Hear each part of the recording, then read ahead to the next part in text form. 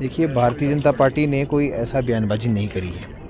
अगर आप देखेंगे, हमारे सभी नेताओं ने सिर्फ ये कहा है कि भारतीय जनता के पार्टी के जो कार्यकर्ता है वो चुनावों के लिए तैयार रहे। और भारतीय जनता पार्टी पंचायती राज चुनाव हो, चाहे आपके किसी संस्थान के चुनाव हो या प्रदेश के चुनाव हो, उनके लिए तैयार रहने का आह्वान लगातार जो है वो कार्यकर्ताओं से करते रहते हैं।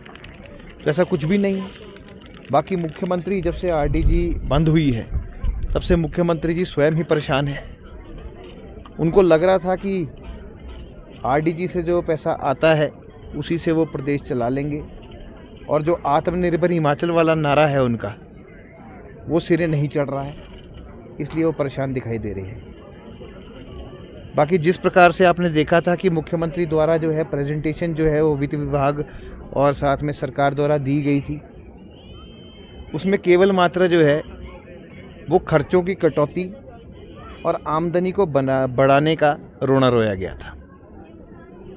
और ये भारतीय जनता पार्टी नहीं कह रही है, ये हम नहीं फैला रहे हैं। वो जो प्रेजेंटेशन की जो इनकी स्लाइड्स थी वो काफ़ी वायरल हुई, सारी जगह खबरों में भी चली कि डीए, टीए और अनेकों प्रकार के जो बेनिफिट्स जो एम्प्लॉयज़ को मिलते हैं, जो 8,000 करोड़ और 5,000 करोड़ लगभग 13,000 करोड़ के जो है उनके ऊपर ये संशय पैदा करने का उसमें बताया था कि ये नहीं दे पाएंगे हम।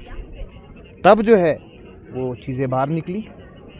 अगर आप देखेंगे कि कांग्रेस के नेता केवल मात्र एक फॉल्स नैरेटिव खड़ा करने का प्रयास कर रहे हैं आरडीजी के ऊपर, और आरडीजी के ऊपर केवल मात्र अगर राजनीति कर रही है तो वो केवल हिमाचल प्रदेश कांग्रेस कर रही है। भारत में जितनी भी कांग्रेस शासित राज्य है वो आरडीजी बंद होने के ऊपर जो है वो आपत्ति दर्ज ही नहीं कर रहे हैं, और केवल मात्र जो है वो हिमाचल प्रदेश कांग्रेस को है वो परेशानी है।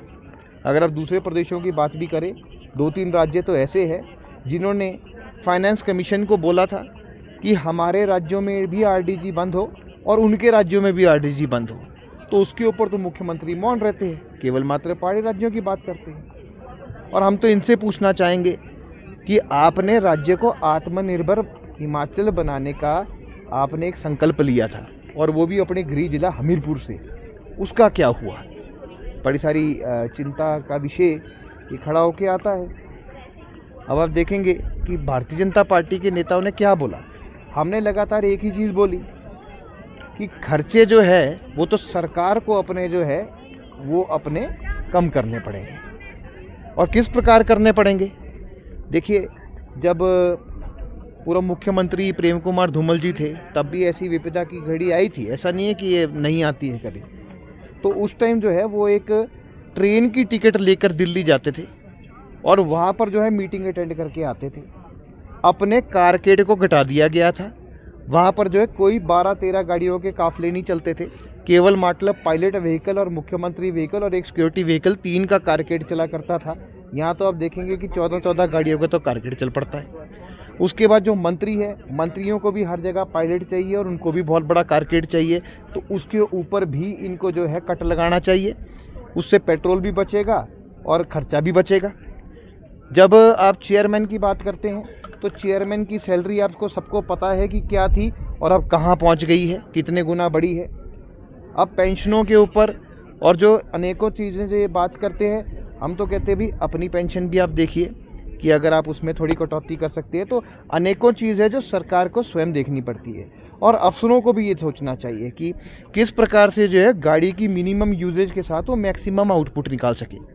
तो ये सारी इंट्रोस्पेक्शन का विषय है, और इसमें जो है अपने आप जो है वो संसाधन को अपना सीमित करके खर्चा बचाना पड़ेगा। आमदनी के स्रोत आप बढ़ाइए, उसमें भारतीय जनता पार्टी एज विपक्ष आपके साथ है। आप जो है किस प्रकार से बढ़ाएंगे उसमें आप एक नीति का डिसीजन भी लीजिए। तो अनेकों बहुत बड़ी विषय है, और ये विषय अभी का नहीं है, ये पहले से ही चला आ रहा है, और अनेकों फाइनेंशियल कमीशंस जो है 5-5 वर्ष की इन चीज़ों को सजेस्ट भी करते रहे हैं। और एक और मैं आपको चीज़ बताता हूँ, वो फाइनेंशियल कमीशन जो है 16 की रिकमेंडेशंस पे बोले गए हैं। तो सरकार ने अपनी तरफ से जो है कोई एक्सरसाइज नहीं करी उसके अंदर। उसमें जितनी भी रिकमेंडेशंस है वो फाइनेंशियल कमीशन जो है FC 16 उसी की पड़ी गई थी। तो अभी तक तो प्रदेश ने अपनी सरकार ने कोई ऐसी योजना और प्लानिंग नहीं बताई है, केवल मात्र एक नेगेटिव नैरेटिव बनाने का प्रयास किया जा रहा है और लोगों को भ्रमित करने का प्रयास किया जा रहा है। और इसी के साथ जो है अंतिम में मैं इनको याद दिलाना चाहूँगा कि जिस प्रकार से आपकी कर्ज लेने की गति है वो हिमाचल प्रदेश को जो है वो क्रोनिक सिचुएशन में ला रही है।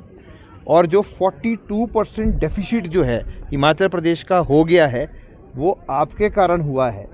और आपके कारण इसलिए हुआ है क्योंकि आपने ऋण लेने में अपनी सरकारी घोड़ों का उस पर कोई लगाम नहीं लगाया है। तो अगर आप देखेंगे उसके ऊपर आप चिंतन कीजिए। सरकार आप चला रहे हैं और अगर आपको लगता है कि सरकार आपसे नहीं चल रही है तो आप छोड़ दीजिए, भारतीय जनता पार्टी के नेतागण आपसे अच्छी सरकार चला लेंगे। जब हुई थी और आज तक वेतन कितने विधायकों के खाते में क्रेडिट हुआ है वो बढ़ा हुआ, वो भी मुख्यमंत्री स्पष्ट करे। ये केवल मात्र घोषणाओं की सरकार है। आपने वेतन वृद्धि की बात जरूर करी पर अभी तक किसी वेतन वृद्धि का जो है बेनिफिट एक भी विधायक को नहीं हुआ है। ये मुख्यमंत्री चिंतन करें।